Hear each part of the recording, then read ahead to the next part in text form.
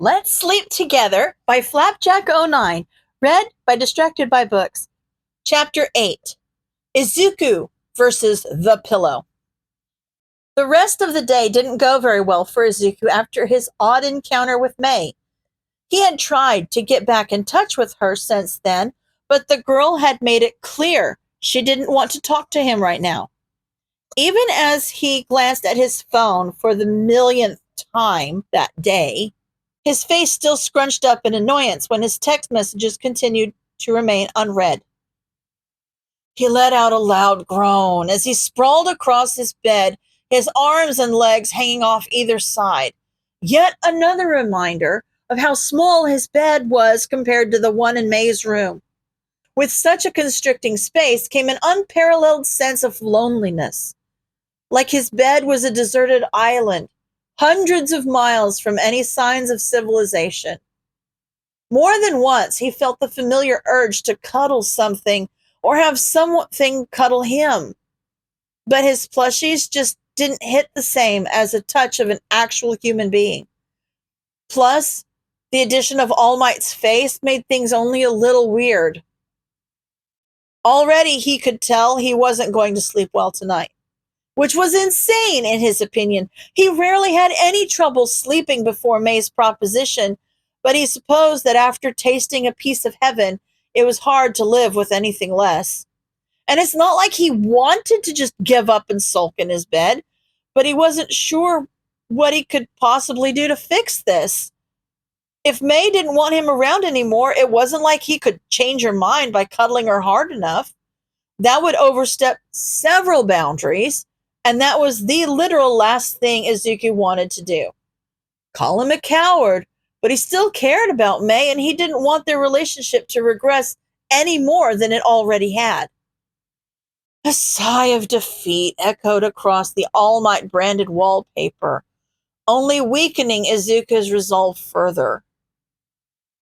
I might have to take sleeping pills tonight. He reached over to his nightstand and opened the medicine drawer right underneath it, only for his container of sleeping pills to be suspiciously absent. Oh, right. I left them at Mei's place. He recalled her wanting to try them out to see if they helped them sleep even better than before, which they surprisingly didn't. His eyes drifted over to his alarm clock, reading 8 p.m. Izuku had learned enough about Mei's schedule to know she was definitely still tinkering away in the support lab, so he likely wouldn't run into her if he stopped by to grab the pills he left there. Besides, he needed to return the spare key she'd made for him, since he doubted he'd be getting much use out of it anymore. He tried not to get too depressed at that thought. Though Izuku had passed through the first-year support dorms multiple times by now, he found it somewhat funny how much had changed in that time. The first few times, he actively hid his face from the rest of the support students, desperately praying they wouldn't question why he was here.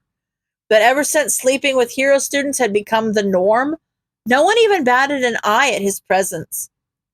Of course, any potential humor fizzled out the moment he spotted Kirishima and Tetsu on the common room couch, practically smothering Mina in their pecs as they all snuggled up together.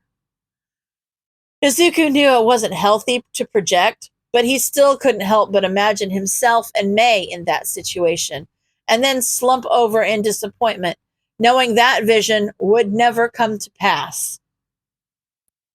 Now filled with the desire to get out, he picked up his pace and rushed over to Mei's room. There, he spotted the mostly full container of sleeping pills sitting right on her dresser. But that wasn't the only thing he saw. Lying sprawled out on the oversized bed was a familiar green, human-shaped pillow. Its presence creeped Izuku for a moment before he remembered what exactly that was. Apparently, Mei had made it in order to continue her sleep experiments without him. Didn't know I was so replaceable, he grunted, his eyes never leaving the pillow as he grabbed the bottle of sleeping pills and stuffed it in his pocket. There's no way that thing can be better to cuddle than me, right? To satiate his curiosity, he placed his hand on the pillow's shoulder and gave it a light squeeze, which quickly turned into a much deeper squeeze upon realizing just how soft it was. He thought the rest of the pillows on the bed were already soft, but this one took the cake, though he wasn't exactly pleased by this discovery. Must be nice, huh? He spoke to the pillow as if it were alive. You get to be all soft and fluffy, and you get to cuddle with May every night. His eye twitched, and he found himself grabbing onto the pillow's other shoulder as he pulled it closer to him. And for what, huh? You don't even cuddle her back. You do nothing, and yet you reap all the benefits. He continued to stare at the pillow's blank, featureless face, which seemed to be taunting him. You don't even know how good you have it. You have no idea how lucky you are to be sleeping with someone like May, because you're just a pillow. Something in Izuku suddenly snapped, and a wave of anger overtook him, driving him to drag the human-shaped pillow off the bed and slam it against the wall like he was trying to interrogate it. What does she even see in you, huh? He dug his fingers into its plush casing, feeling hints of its cotton innards brush up against his fingers. What could you possibly have for her to prefer you, an inanimate object, over me? The silence he got in return only amplified Izuku's anger. With a rage-induced scream, he threw the pillow to the floor and wrapped his hands around its plush neck, squeezing it as tight as he could. I thought there was something there. I thought she liked having me around, but I was really disposable enough to be replaced with someone like you? If the pillow were alive, it might have been able to see the spark of murderous intent in Izuku's eyes. Well, answer me! 10 million? The rage vanished from Izuku in an instant, and he whipped around at the sound of May's voice. There, he saw her standing in the doorway, looking absolutely mortified at him. His gaze switched back to the head of the pillow, along with the pair of hands squeezing its neck. It was only then that he realized what May had walked in on him doing, and the mortification quickly spread to him as well. Oh, Kami. End of chapter.